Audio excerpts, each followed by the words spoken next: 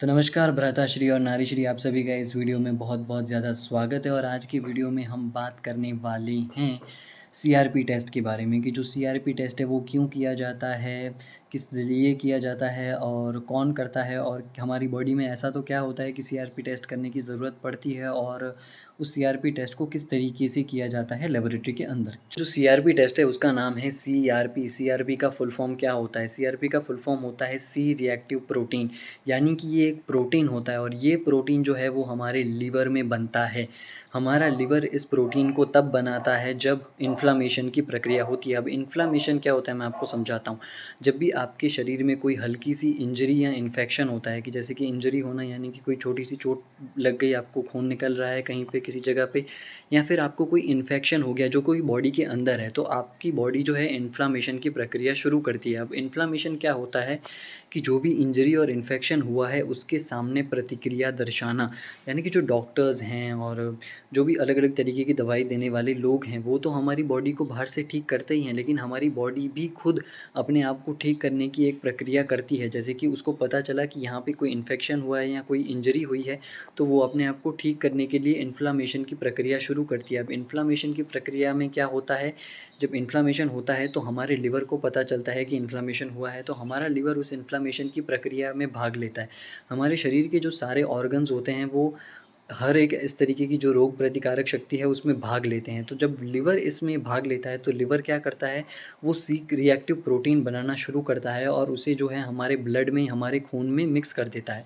जब हमारे ब्लड में, खून में जब सी रिएक्टिव प्रोटीन की मात्रा बढ़ जाती है तो फिर हमें बुखार आने लगता है या हमारा जो शरीर है वो बीमार पड़ने लगता है। तो फिर हम डॉक्टर के पास जाते हैं। जब हम डॉक्टर के पास जाते हैं तो डॉक्टर को वो सिम्पटम्स दिखते हैं। तो जब उनको वो लक्षण दिखते हैं, सिम्पटम्स दिखते हैं, तो वो हमें सीआरपी टेस्ट करवाने के लिए बोलते हैं।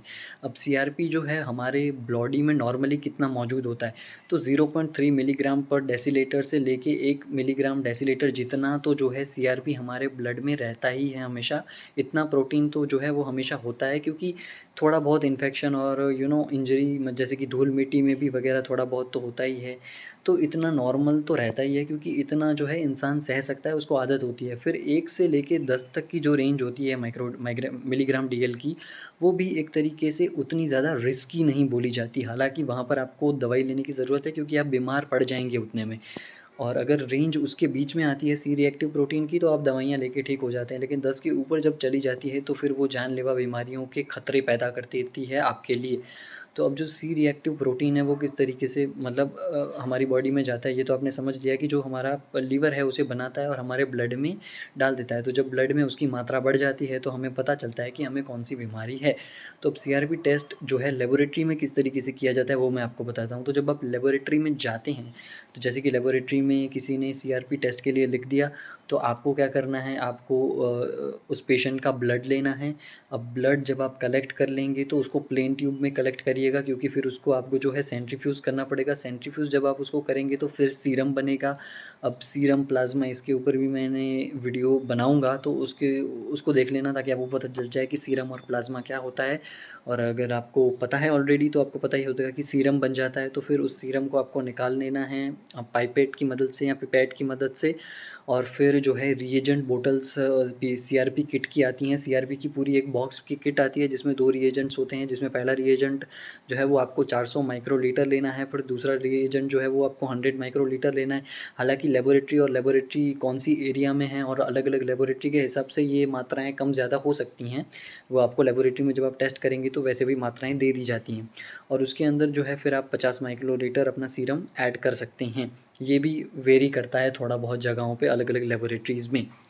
तो जो मात्रा है, जो अमाउंट है रिएजेंट्स और सीरम का, वो लेबोरेटरी में थोड़ा बहुत ऊपर-नीचे हो सकता है। बाकी प्रोसीजर जो है वो सेम ही है। तो फिर आपको उसको टेस्ट ट्यूब में ले लेना है और फिर मशीन में जो है आपको उसकी पूरी प्रोसीजर कर देनी है, और फिर जो रिज़ल्ट आएगा वो आपका सीआरपी का टेस्ट रिज़ल्ट होगा। और अगर वो रिज़ल्ट 1 से 10 के बीच में आता है तो कोई नॉर्मल सी बीमारी है। अगर 0.3 से 1 के बीच में आता है तो पेशेंट पूरी तरीके से नॉर्मल है।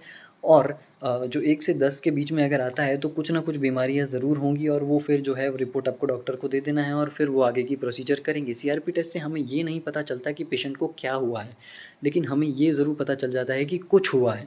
तो कि डॉक्टर उसको डायग्नोस कर सके, ठीक है? तो 10 के ऊपर अगर चला जाता है तो फिर ये थोड़ा-सा रिस्की हो जाता है और पेशेंट को फिर थोड़ा-सा और ज़्यादा सावधान रहने की ज़रूरत भी है। तो ये था सीआरपी टेस्ट के बारे में नॉर्मल इन्फॉर्मेशन। अगर आपको और ज़्यादा डीप में जानना है तो आप बता दीजिएगा, मैं बता दूँगा। अगर कोई डाउट हो तो वो भी पूछ लेना और आज के लिए बस इतना ही रखते हैं।